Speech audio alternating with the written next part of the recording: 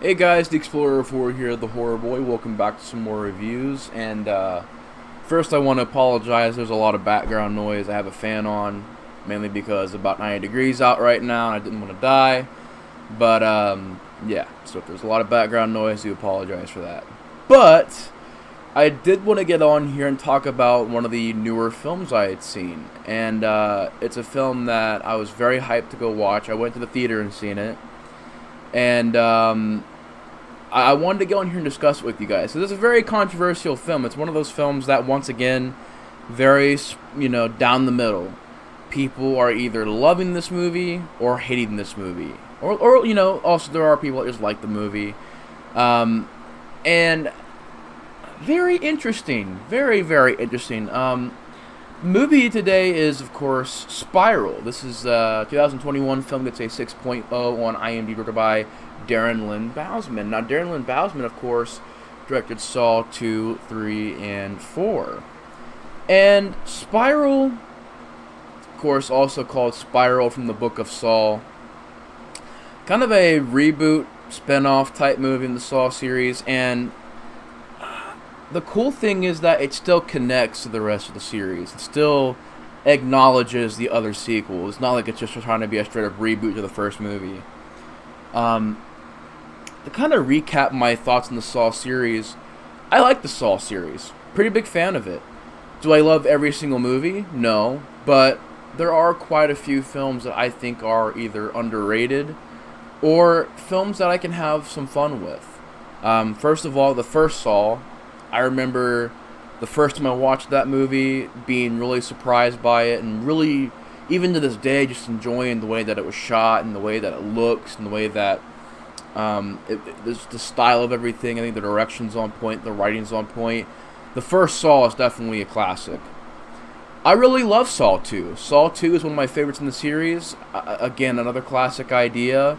Got a great premise. It's filmed very, very well by Darren Lynn Bousman. I think he's a great director in the series. And I love Saw 2. I love the twist. I love that we get to see more Jigsaw. Saw 2 is a great sequel. I'm also a pretty big fan of Saw 3. I think it's underrated as hell. I think Shawnee Smith's acting in that movie is really good. Tobin Bell does a great job, and it's really gory, and it's more story-driven. It's a very slow-paced movie, but it's very story-driven. Tries to flesh out the characters, and I really enjoy that. I love Saw 3. I even have fun with Saw 4. It's decent. I would say overall it's a decent film.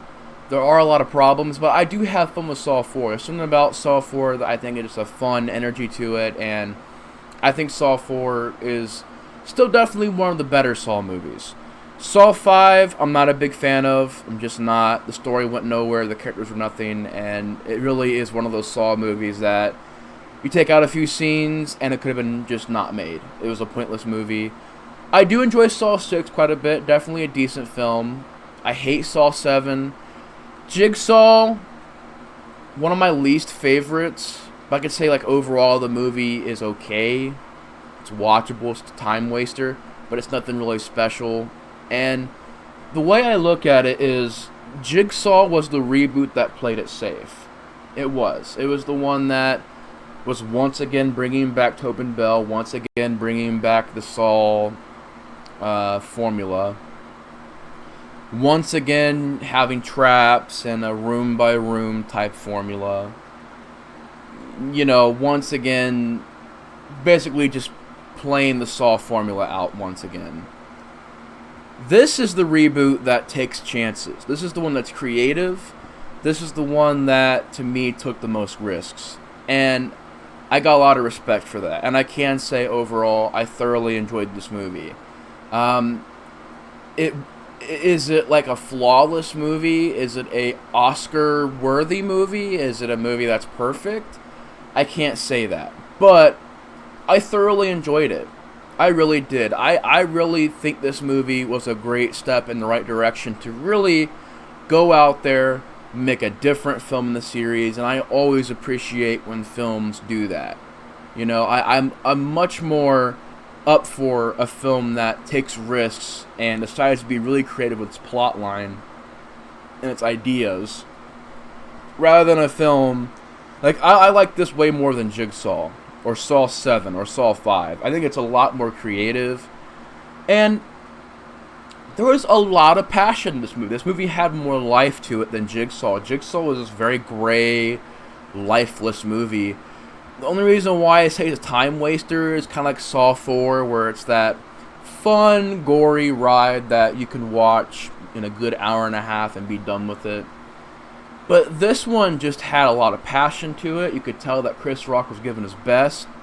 And this was a passion project for him. I mean, I remember when they announced this movie, and I wasn't so sure about it, because I was like, you're getting Sam Jackson and Chris Rock in there, and it's like, I didn't know if it was going to be a comedy or what, but they both pulled it off, man. And everybody in the movie did a really well done job acting.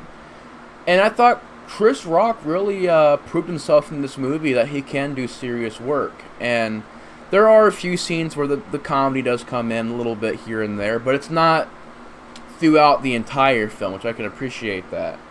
I can say that this movie, you know, like I said, Chris Rock had a lot of passion behind it, wanted to get it made, contacted the guys who were in charge of the rights to the Saw series, told them about it, they wanted to do it, and the story, you basically have Chris Rock, he's a police officer, his dad was this really well-known cop, and he's kind of in the shadow of his father, and he doesn't really trust anybody, gets a new partner, and these Jigsaw copycat type murders start popping up.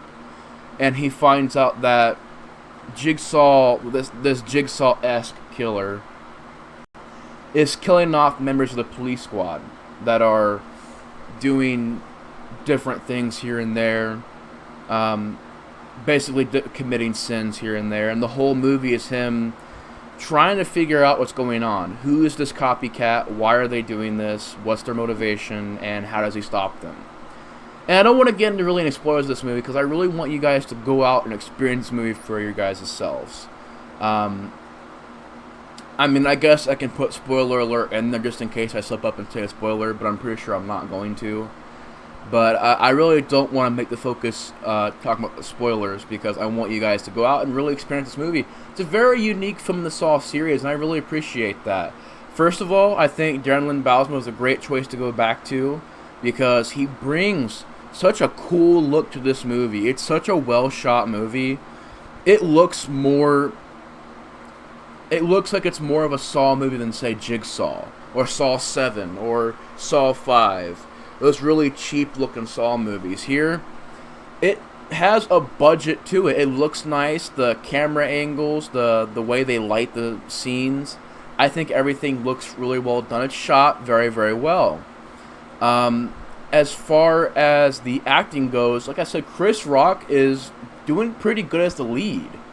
And I thought he pulled it off. I thought he was a great lead, brung a good performance to the film, and he did a great job. I guess I can also say that I really enjoyed the mystery aspect to this movie, because really it's not a movie that focuses on the traps. It's not one of those Saw movies where it's a person going from room to room solving these traps. It's much more of a drawn-out mystery. And, okay, the traps are there. They're obviously in the movie, but they're not, like, the main focus. They're just kind of there to be like, alright, here's some traps, here's some gore. You know, practical effects, too. I can appreciate that. There really isn't CGI in this movie, or at least CGI that I could really notice. A lot of it was practical, and I really appreciate that, because what films nowadays rely more on practical effects than CGI effects. Not a lot of films do that nowadays, and I can really appreciate that. And also, the music, the soundtrack. I found myself just like listening to the music, the soundtrack of the film, and really being into it. Whether it's the score itself or the songs they choose, has some good music to it. I can also say that, like I said, I just enjoy how different it is. I enjoy that it's taking these certain things that we know to be in the Saw films and just going, well, why don't we just try something different? Why don't we do this? Why don't we change this? Why don't we, flip this around and kind of mess with the formula so it kind of kept us guessing? And I thought that was really enjoyable. Also, it's a very short film. It's an hour and 33 minutes, an hour and a half. Very, very fast-paced film. Goes by in a flash. Not boring at all. Very, very well done pacing to the film. And that's probably about it for the positive things. If I can get into anything I didn't like. The ending of the film, I thought, was pretty bad. It was handled pretty bad, and it was a pretty awful twist. I will say that. If you watch the movie, I will let you know the ending to me was not very good. Just a very predictable ending that I seen coming a mile away. And usually in a Saw movie, I can't tell when a spoiler, or not spoiler, yeah, I can't tell when a spoiler is coming. I can't tell when a twist is coming in a Saw movie, usually. Usually it surprises me. This movie, I seen it coming a mile away. And the ending's just not done well, because it makes no sense, it's not very logical, and it's probably the worst ending in the Saw films, which is pretty much saying like a lot, because there's a lot of bad endings to the Saw films. But it's probably my least favorite Saw movie ending is in this movie. I can also say that in this movie the traps are getting really outlandish. There are some ideas I'm like, really? This works somehow? Like, how is this working? Like, the traps are pretty outlandish in this movie. I can definitely say that.